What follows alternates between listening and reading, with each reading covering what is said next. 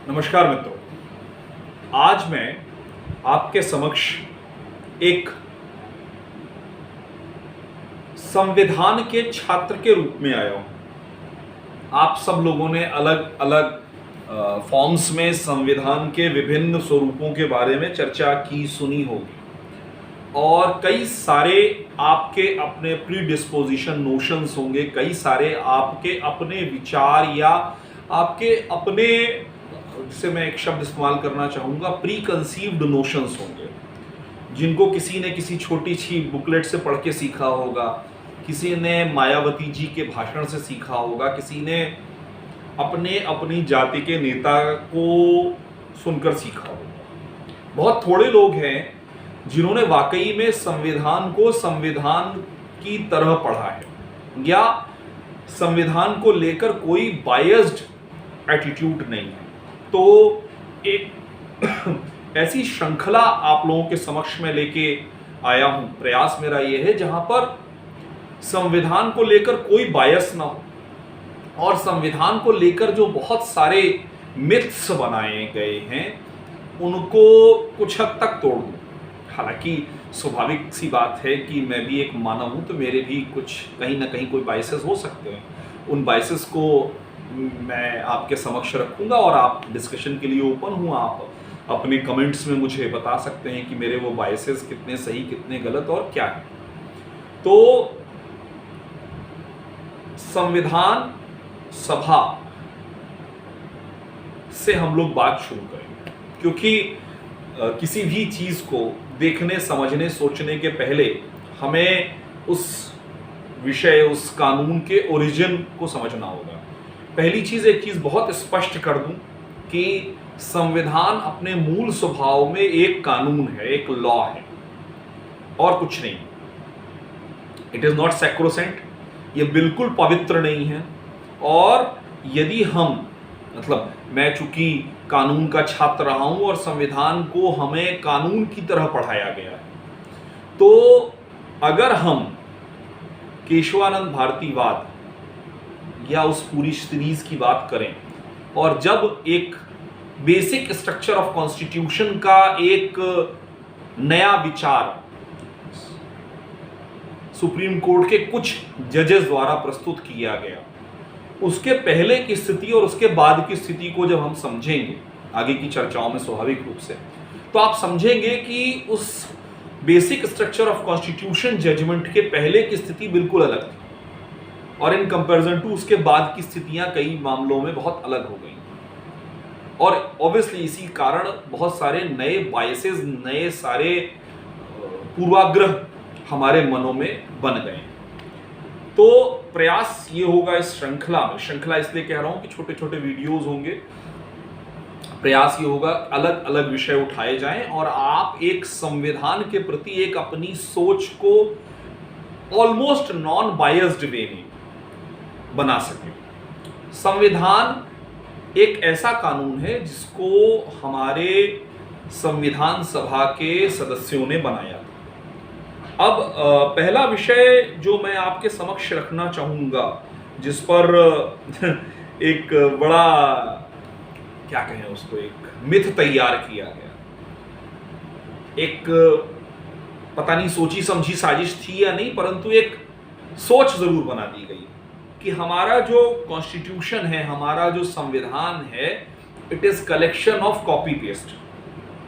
अधिकतर जो इसके बोलने वाले हैं वो लोग हैं जिन्होंने किसी छोटी छोटी किताब से अपनी तैयारी के लिए संविधान को थोड़ा थोड़ा पढ़ लिया। तो उन्होंने ये पढ़ लिया कि मूल अधिकार इस संविधान से लिए गए, शब्द इस्तेमाल कर रहा हूं, लिए गए, जबकि शब्द गलत है, लिए नहीं गए थे, इंस्पिरेशन लिया गया था। क्यों लिया गया था अभी बात करूंगा। या हमारा जो संविधान का चुनाव वाला हिस्सा है वो फलाने संविधान से प्रभावित है, हमारा जो नीति निर्देशक तत्व है वो उस संविधान से प्रभावित है। देखिए, दो मूल अंतर समझने होंगे। एक तो जैसा अनु मलिक जी ने किया बॉर्डर फिल्म के गाने में कि जैसा का जैसा जो भी म्यूजिक था उसको उठाया, अपने यहां चेप दिया। ये होता है कॉपी एंड पेस्ट। और दूसरा, पता नहीं आप लोगों ने देखी है कि नहीं, अगर देखी नहीं है तो एक फिल्म जरूर देखिएगा, मकबूल, विशाल भारद्वाज जी की मकबूल एक फिल्म। वो शेक्सपियर के एक नाटक जिसको हम लोग ट्रेजेडीज कहते हैं, शेक्सपियरियन ट्रेजेडी का जो क्लासिक हम लोग शेक्सपियरियन ट्रेजेडीज शब्द इस्तेमाल करते हैं, मैकबेथ से इंस्पायर्ड है। लेकिन वो मैकबेथ की कॉपी नहीं है।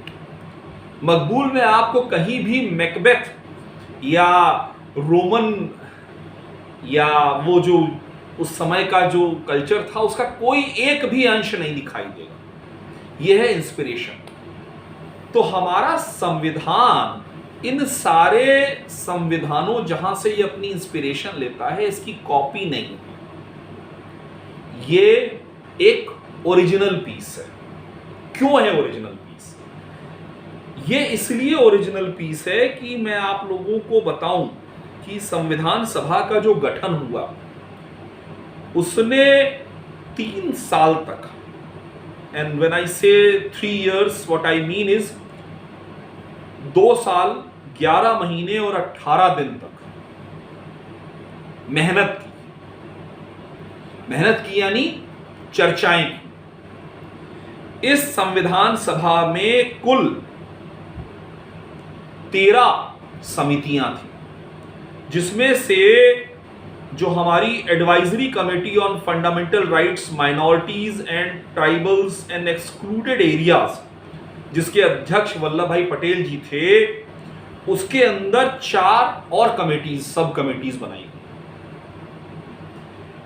इन 13 कमेटीज और 4 सब कमेटीज ने संविधान में उपयोग होने वाले प्रत्येक शब्द पर चर्चा की है। जो लोग कानून के छात्र नहीं हैं वो ये बात नहीं समझ पाते कि कानून में लिखे गए प्रत्येक शब्द का महत्व होता है। क्षमा कीजिएगा, मैंने संविधान को इंग्लिश में सीखा है, पढ़ा है, और अधिकतर लोगों का यही मानना है कि हम अभी भी हमारे चूंकि जो बेयर एक्ट्स हैं, हम लोग कानून की भाषा में बेयर एक्ट बोलते हैं, यानी जो एक्चुअल लॉ होता है उसे हम बेयर एक्ट बोलते हैं। अधिकतर बेयर एक्ट जो लिखे जाते हैं वो मूलतः इंग्लिश में लिखे जाते हैं। और ये एक शिकायत आदरणीय डॉक्टर राजेंद्र प्रसाद जी की थी कि संविधान मूल रूप से जब डिस्कस हुआ, जब संविधान की धाराएं, अनुच्छेद लिखे गए, उनके सब क्लॉजेस लिखे गए, तो धारा शब्द मैंने गलत बोला, अनुच्छेद, इसीलिए इस शब्द पर भी चर्चा करूंगा, इसलिए मैं इस बात को विशेष रूप से अंडरलाइन कर रहा हूं। तो अनुच्छेद जब लिखे गए तो वो इंग्लिश में लिखे गए, इसलिए मैं आप लोगों को इंग्लिश का उदाहरण देना चाहता हूं कि कानून की भाषा में प्रत्येक शब्द का महत्व होता है। एक एग्जाम्पल, एक उदाहरण आप लोगों से साझा करूं कि राष्ट्रपति के संदर्भ में लिखा हुआ है there shall be a president. अगर मान लीजिए there shall be a president की जगह there will be a president लिखा होता तो क्या अंतर हो जाता? तो एक संभावना बन जाती। जैसे इलेक्शन कमीशन पर जब क्लॉजेस को आप पढ़ेंगे तो वहां बहुत सारी संभावनाएं छोड़ दी गई, इसीलिए एक बहुत लंबे समय तक इलेक्शन कमीशन में जो इलेक्शन कमिश्नर महोदय होते थे वो सिंगल हुआ करते थे। इसीलिए शेषन साहब के पहले के इलेक्शन कमीशन और शेषन साहब के टीएन शेषन साहब के बाद के इलेक्शन कमीशन में जमीन आसमान का अंतर। क्यों? क्योंकि वहां पर संभावनाएं छोड़ी गई।